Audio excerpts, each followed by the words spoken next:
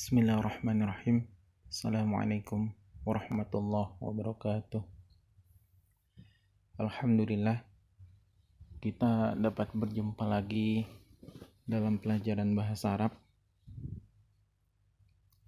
Pada pertemuan kali ini,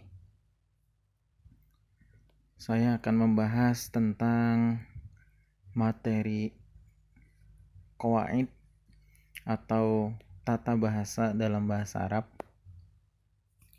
Dan tema pelajaran kali ini adalah taqsimul kalimah, atau dalam bahasa Indonesia berarti pembagian kata.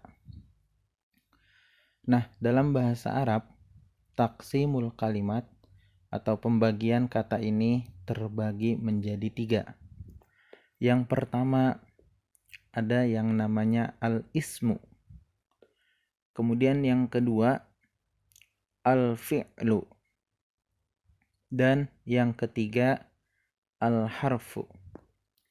Nah, ketiga macam ini adalah pembagian kata. Kita akan bahas satu persatu pada slide selanjutnya. Yang pertama adalah al-ismu. Apa sih al-ismu itu?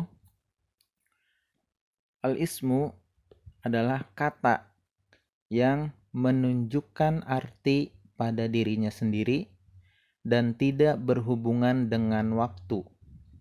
Atau lebih mudahnya, al-ismu atau isim itu dalam bahasa Indonesia disebut sebagai kata benda. Baik benda hidup, benda mati, kemudian nama kota, nama jalan, ya, dan berbagai macam benda. Nah, itu termasuk atau bisa disebut sebagai isim.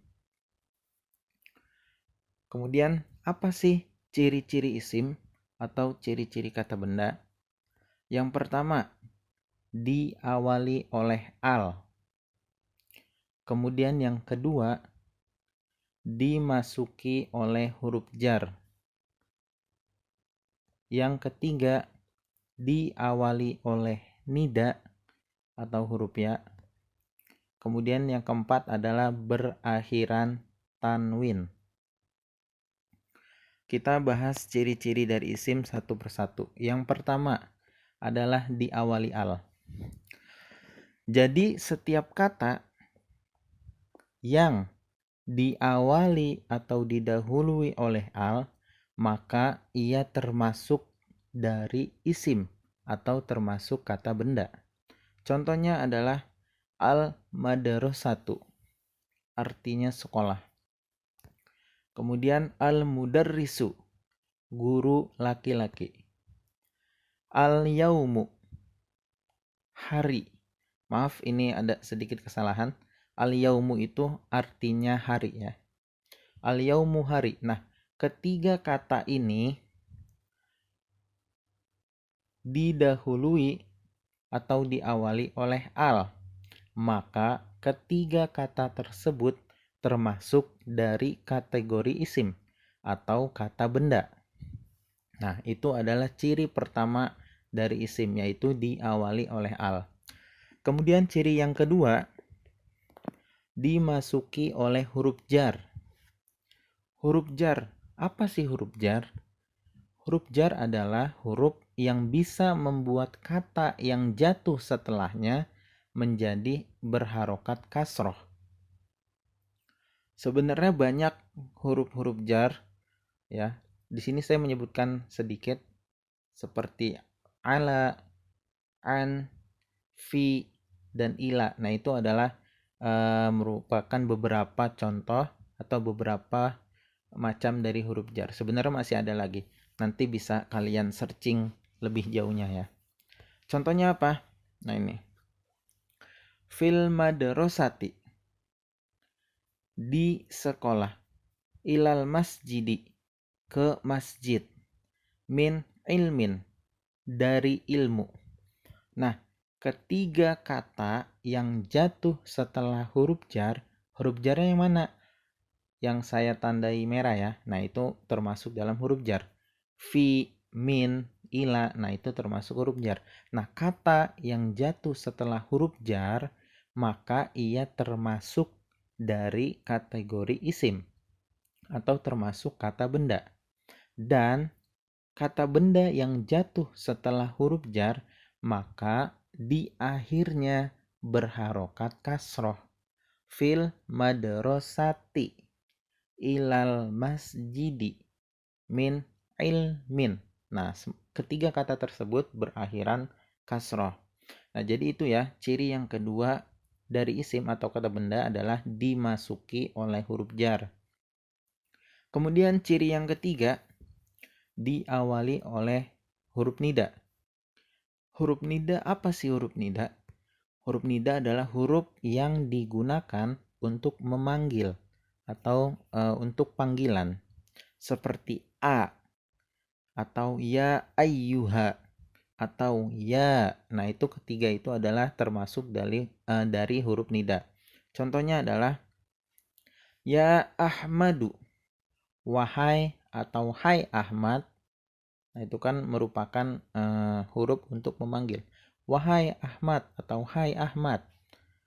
Bahasa Arabnya ya Ahmad.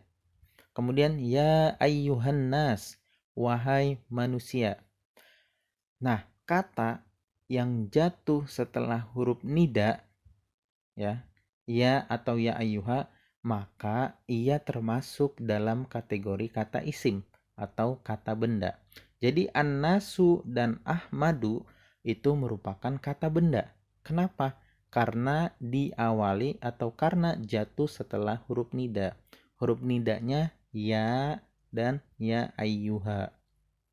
Nah, itu adalah ciri ketiga dari isim, yaitu diawali oleh nida. Kemudian yang keempat, berakhiran tanwin. Ya, tanwin itu ada 3 macam. Bisa an, bisa in, dan un. An, in, un. Nah, itu namanya tanwin. Nah, kata yang berakhiran atau diakhiri harokatnya dengan tanwin, maka itu juga termasuk dalam kategori isim atau kata benda. Contohnya, madrasatun, yaumun, mudarrisan. Nah, ketiga kata ini berakhiran tanwin, maka otomatis dia termasuk dari isim atau kata benda. Madrasatun, sekolah. Mudarrisan, guru laki-laki. Yaumun, hari. Maaf ya, itu salah ketik lagi. Yaumun, hari. Nah, ketiganya diakhiri tanwin. Nah, itulah ciri keempat dari sebuah isim, yaitu diakhiri tanwin, baik itu an, in, ataupun un. Nah, ada satu hal yang penting yang harus kalian ingat. Tanda al ya dan tanwin tidak bisa berada pada satu kata yang sama. Jadi dalam satu kata itu nggak bisa diawali al dan diakhiri tanwin, itu tidak bisa.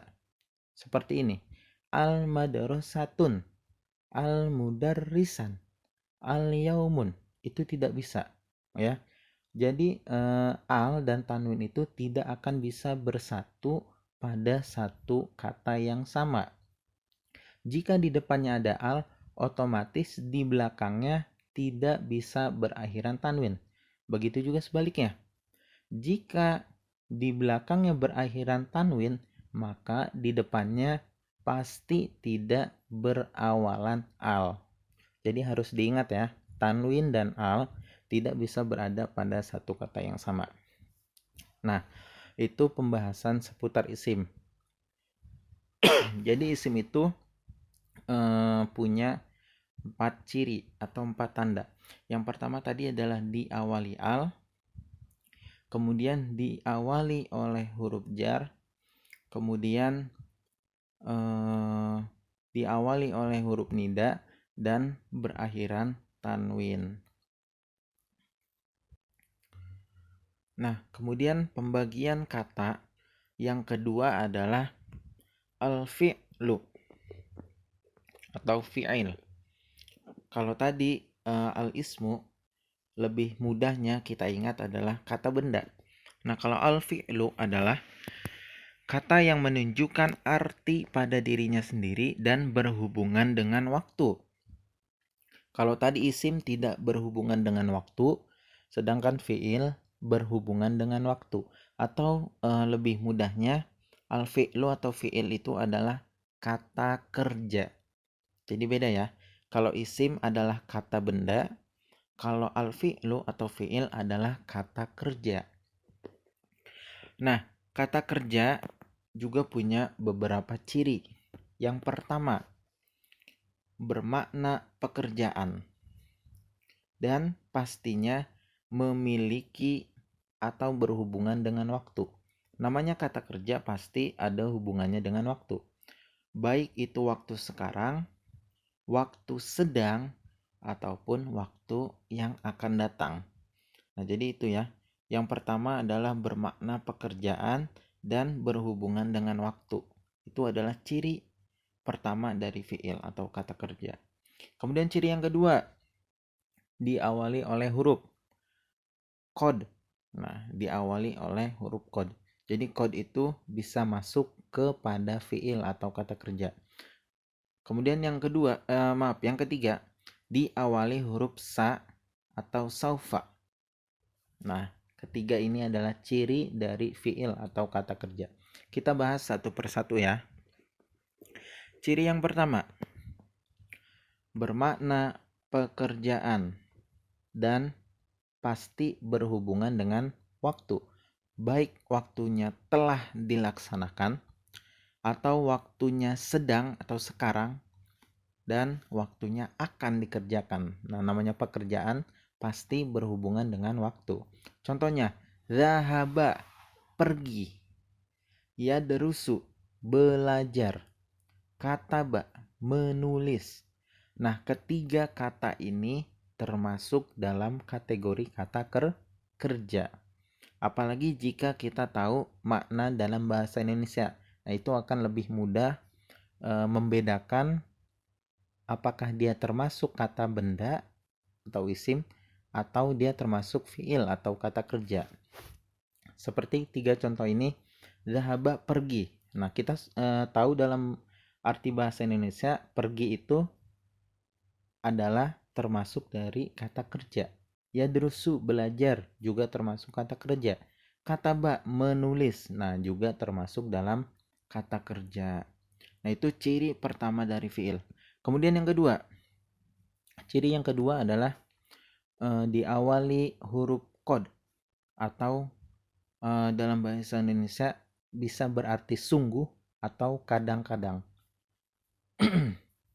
Contohnya, qad sami'allahu, sungguh Allah telah mendengar.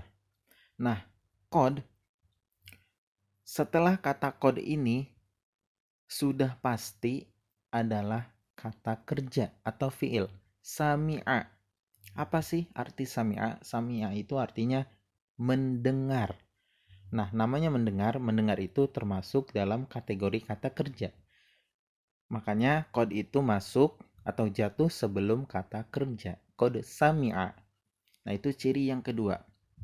Kemudian ciri yang ketiga, diawali huruf sa atau saufa yang dalam bahasa Indonesia artinya akan. Sa, saufa. Contoh, saufa ta'lamun, mereka akan mengetahui. Ya, mengetahui, ta'lamun. Nah, mengetahui juga termasuk dalam kategori kata kerja, mengetahui. Saufa, akan. Nah, jadi saufa itu jatuh sebelum atau masuk kepada fi'il atau kata kerja. Saufa ta'lamun. Nah, itulah ciri dari ciri ketiga dari sebuah fi'il atau kata kerja. Jadi fi'il itu memiliki 3 ciri ya. Yang pertama tadi bermakna pekerjaan. Kemudian yang kedua diawali huruf qad dan yang ketiga diawali huruf. Kemudian yang terakhir pembagian isim, pembagian kata. Yang tadi pertama isim, kedua fi'il. Nah, yang ketiga adalah al-harfu. atau huruf. Nah, ini termasuk dari pembagian kata yang ketiga, al-harfu. Apa itu al-harfu?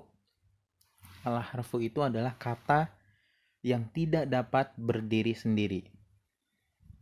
Maksudnya, jika dia ada atau berdiri sendiri, maka dia tidak bisa dipahami sebagai kalimat yang sempurna. Contoh, min misalnya, artinya dari. Dari, arti dari itu tidak bisa kita pahami sebagai kalimat yang sempurna. Dia harus disandarkan atau harus digabungkan dengan kata yang lain agar bisa memiliki makna yang sempurna dan memiliki makna yang bisa dipahami. Jadi al-harfu itu adalah kata yang tidak dapat berdiri sendiri. Dia harus digabungkan atau harus berdiri dengan kata yang lain sehingga bisa atau mudah untuk dipahami. Contoh dari huruf itu banyak ya. Huruf itu banyak sekali. Di sini ada beberapa contoh seperti an, fi, inna, min, hal, ila, lam, dan lain sebagainya. Nah, itu semua termasuk dalam contoh huruf. Contohnya dalam sebuah kalimat, ilal masjidi, artinya ke masjid. Ila itu artinya ke. Kalau kata masjid kita buang, kita tidak bisa memahami karena ila saja, ke. Nah, jika digabungkan dengan masjid, ilal masjid, ke masjid, maka kalimatnya menjadi sempurna. Minallah, dari Allah. Nah, itu ya. Jadi al-harfu itu tidak memiliki ciri-ciri khusus. Dia hanya harus berdiri dengan kalimat yang lain agar bisa dipahami sebagai kalimat yang sempurna. Nah, al-harfu ini termasuk pembagian kata yang ketiga. Oke, mungkin cukup sekian pembahasan kali ini. Jadi silahkan kalian simak. Jika perlu kalian ulangi lagi. Dan jika ada yang belum kalian pahami, kalian bisa hubungi saya, bisa bertanya dan lain sebagainya. Jadi silahkan kalian catat hal-hal yang penting yang ada pada materi kali ini. Syukron li husni ihtimamikum. Terima kasih atas segala perhatiannya. Semoga kalian dimudahkan untuk memahami materi qawaid tentang pembagian kata pada pertemuan kali ini. Kita berjumpa lagi pada pertemuan berikutnya. Wassalamualaikum warahmatullahi wabarakatuh.